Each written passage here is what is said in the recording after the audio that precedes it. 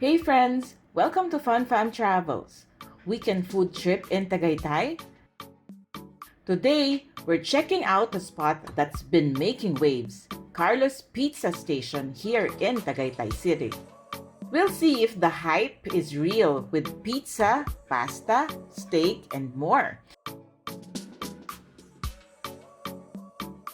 From Manila, we took SLEX to Calax, exited at Santa Rosa, and drove straight along Tagaytay Santa Rosa Road until we hit Tagaytay Nasugbu Road. Super easy, just follow Google Maps for the exact pin.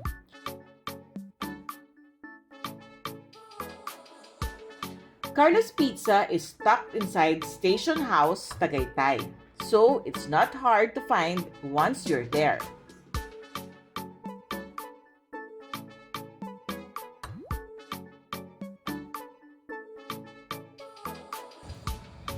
The vibe is very laid back, perfect for families or barkada trips.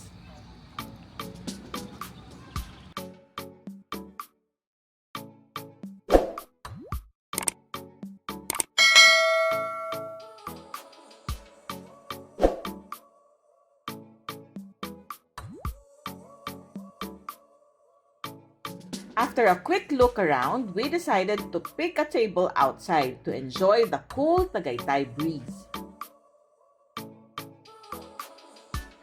Here's the menu. Carlos Pizza offers pizza, pasta, steaks, and even some seafood. The options are pretty wide, so whether you're into Italian comfort food or something heavy like steak, you'll find it here. The place itself has both indoor and outdoor seating. And from our spot outside, we got a really nice view. For today, we ordered cheesy nachos, carbonara, Angus rib eye steak, and their family-sized Abruzzi pizza. After about 15 minutes, our food started arriving. And first up were the cheesy nachos. This came loaded, lots of melted cheese, generous ground meat, and the crunch you'd expect. Our teens especially went crazy for this one. They kept going back for more. Plus, props to the staff for their fast service. They made sure our orders came out fresh and almost at the same time. Next, the star of the table, the Angus rib eye steak, cooked medium rare.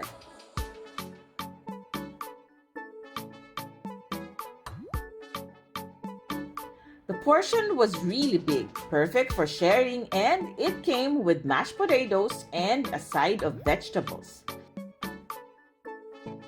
The steak had a beautiful sear on the outside with that smoky char, while the inside stayed juicy and tender. Each slice has just the right marbling of fat, giving it a buttery texture and flavor. The mashed potatoes were creamy and seasoned well, and the veggies added a fresh crunch. Everyone in the family gave it a thumbs up, and our teens surprisingly love it too.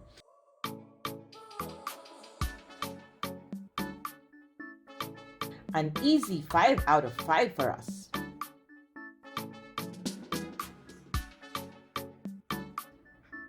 Now, for pasta, the carbonara.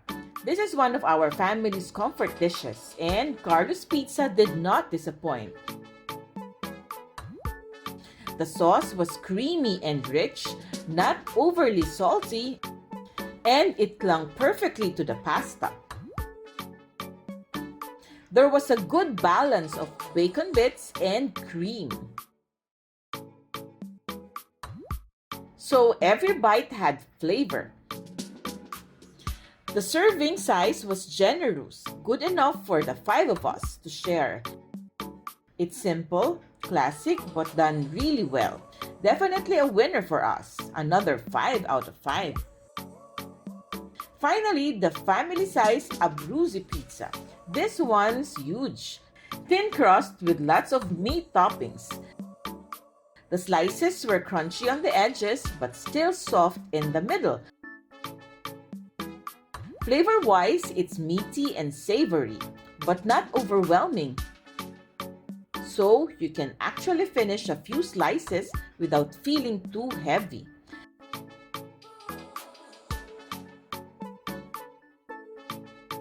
Our teens love it so much they were competing for the last piece. Another easy 5 out of 5. We finished everything. Our plates were literally clean. The total bill came to around 2,700 pesos including tax, which honestly is good value considering the amount and quality of food we got here.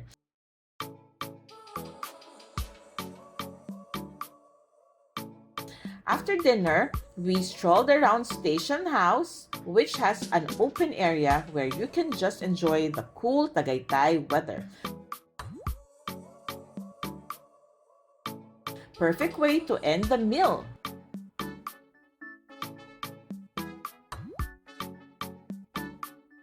Overall, Carlos Pizza really gave us that satisfying family dinner experience.